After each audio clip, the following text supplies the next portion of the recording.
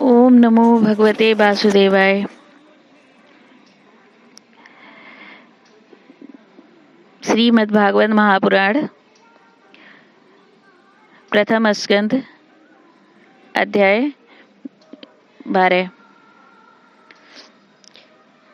परीक्षित का जन्म। शौनक जी ने कहा, अश्वत्थामा ने जो अत्यंत तेजस्वी ब्रह्मास्त्र चलाया था उससे उत्तरा का गर्भ नष्ट हो गया था, परंतु भगवान ने उसे पुनः जीवित कर दिया।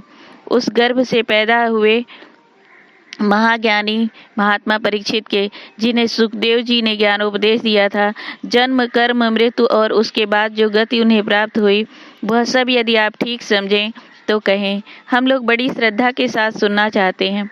सूत जी ने कहा, धर्मराज युधिष्ठिर अपनी प्रजा को प्रसन्न रखते हुए पिता के समान उसका पालन करने लगे। भगवान श्री कृष्ण के चरण कमलों के सेवन से वे समस्त भोगों से निष्प्रिय हो गए थे। शौनकादि ऋषियों उनके पास अतुल संपत्ति थी। उन्होंने बड़े बड़े यज्ञ किए थे तथा उसके फल स्वरूप श्रेष्ठ लोगों का अधिकार प्राप्त किया था। उनकी रानियां और भाई अनुकूल थे। सारी पृथ्वी उनकी थी। वे जम्बूद्वीप के स्वामी थे और उनकी कीर्ति स्वर्ग तक फैली हुई थी। उनके पास भोग की ऐसी सामग्री थी जिसके लिए देवता लोग भी लालायित रहते हैं, परंतु जैसे भूखे मनुष्य को भोजन के अतिरिक्त दूसरे पदार्थ नहीं सुहाते, वैसे ही उन्हें भगवान के सिवा दूसरी कोई वस्तु सुख नहीं देती थी। शौनक जी, उत्तरा के गर्भ में स्थित वह वीर शिशु परीक्षित जब अश्वत्थामा के ब्रह्मास्त्र के तेज से जलने लगा, तब उसने देखा कि उसकी आंखों के सामने एक ज्योतिर्मय पुरुष है।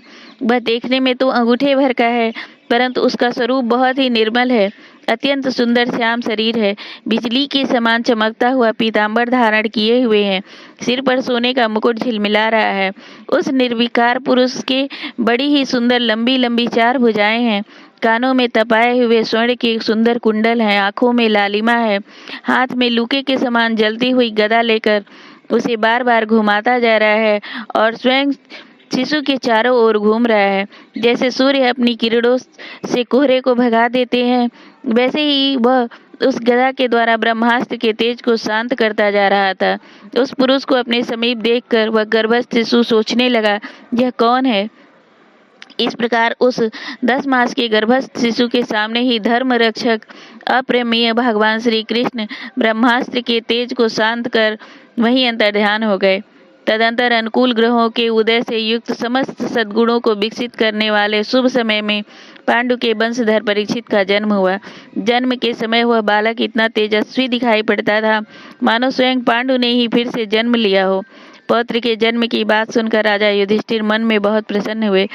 उन्होंने धौम्य, कृपाचार्य आदि ब्राह्मणों से मंगल वाचन और जात्म कर्म संस्कार करवाए। महाराज युधिष्ठिर दान के योग्य समय को जानते थे।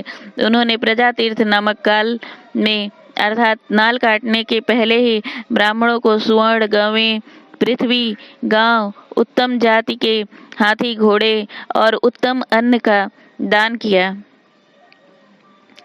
ब्राह्मणों ने संतुष्ट होकर अत्यंत विनयी युधिष्ठिर से कहा, पूर्ववंश शिरोमणे काल की दुर्निवार गति से यह पवित्र पूर्ववंश मिटना ही चाहता था, परंतु तुम लोगों पर कृपा करने के लिए भगवान विष्णु ने यह बालक देकर इसकी रक्षा कर दी। इसीलिए इसका नाम विष्णुरात होगा। निसंदेह यह बालक संसार में बड़ा यशस्वी, भगवान का परम भक्त और महापुरुष होगा। युधिष्ठिर ने कहा, महात्माओं, यह बालक क्या अपने उज्ज्वल यश से हमारे वंश के पवित्र कीर्ति महात्मा राजर्षियों का अनुसरण करेगा? ब्राह्मणों ने कहा, धर्मराज, यह मनुपुत्र इक्ष्वाकु के समान अपनी प्रजा का पालन करेगा तथा दशरथ नंदन भगवान श्री राम के समान ब्राह्मण भक्त और सत्य प्रतिज्ञ होगा। यह उसी नर नरेश शिवी के समान दाता और शरणागत वत्सल होगा तथा याज्ञिकों में दुष्यंत के पुत्र भरत के समान अपने वंश का यश फैलाएगा। धनुर्धरों में यह सहस्राबाहु अर्जुन और अपने दादा पार्थ के समान अग्रगण्य होगा। यह अग्नि के समान दुर्धर्ष और समुद्र के समान दुस्तर होगा। यह सिंह के समान पराक्रमी, हिमाचल की तरह आश्रय लेने योग्य, पृथ्वी के सदृश तितिक्षु और माता पिता के समान सहनशील होगा। इसमें पितामह ब्रह्मा के समान समता रहेगी। भगवान शंकर की तरह यह कृपालु होगा और संपूर्ण प्राणियों को आश्रय देने में यह लक्ष्मीपति भगवान श्री विष्णु के समान होगा। यह समस्त सद्गुणों की महिमा धारण करने में श्री कृष्ण का अनुयायी होगा। रंतिदेव के समान उदार होगा और ययाति के समान धार्मिक होगा। धैर्य में बलि के समान और भगवान श्री कृष्ण के प्रति निष्ठा में यह प्रहलाद के समान होगा। यह बहुत से अश्वमेध यज्ञों का करने वाला और वृद्धों का सेवक होगा। इसके पुत्र राजर्षि होंगे। मर्यादा का उल्लंघन करने वालों को यह दंड देगा। यह पृथ्वी माता और धर्म की रक्षा के लिए कलयुग का भी दमन करेगा। ब्राह्मण कुमार के शाप से तक्षक के द्वारा अपनी मृत्यु सुनकर यह सबकी आसक्ति छोड़ देगा और भगवान के चरणों की शरण लेगा। राजन, व्यास नंदन सुखदेव जी से यह आत्मा के यथार्थ स्वरूप का ज्ञान प्राप्त करेगा और अंत में गंगा तट पर अपने शरीर को त्याग कर निश्चय ही अभय पद प्राप्त करेगा। ज्योतिष शास्त्र के विशेषज्ञ ब्राह्मण राजा युधिष्ठिर को इस प्रकार बालक के जन्म का लग्न बताकर और भेंट पूजा लेकर अपने अपने घर चले गए। वहीं यह बालक संसार में परीक्षित के नाम से प्रसिद्ध हुआ, क्योंकि वह समर्थ बालक गर्भ में जिस पुरुष का दर्शन पा चुका था उसका ही स्मरण करता हुआ लोगों में उसी की परीक्षा करता रहता था कि देखें इनमें से कौन सा वह है।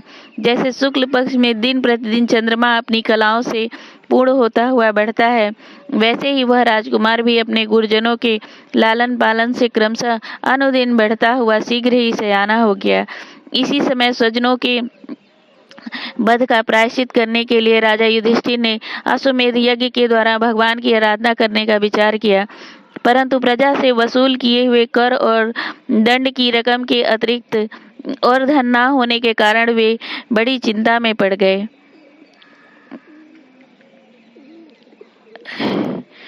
उनका अभिप्राय समझकर भगवान श्री कृष्ण की प्रेरणा से उनके भाई उत्तर दिशा में राजा मरुत और ब्राह्मणों द्वारा छोड़ा हुआ बहुत सा धन ले आए। उससे यज्ञ की सामग्री एकत्र करके धर्मवीरु महाराज युधिष्ठिर ने 3 अश्वमेध यज्ञों के द्वारा भगवान की पूजा की। युधिष्ठिर के निमंत्रण से पधारे हुए भगवान ब्राह्मणों द्वारा उनका यज्ञ संपन्न कराकर अपने सुहृदय पांडवों की प्रसन्नता के लिए कई महीनों तक वहीं रहे। सौनक जी, इसके बाद भाइयों सहित राजा युधिष्ठिर और द्रौपदी से अनुमति लेकर अर्जुन के साथ यदुवंशियों से घिरे हुए भगवान श्री कृष्ण ने द्वारिका के लिए प्रस्थान किया। प्रेम से बोलो भागवत भगवान की जय।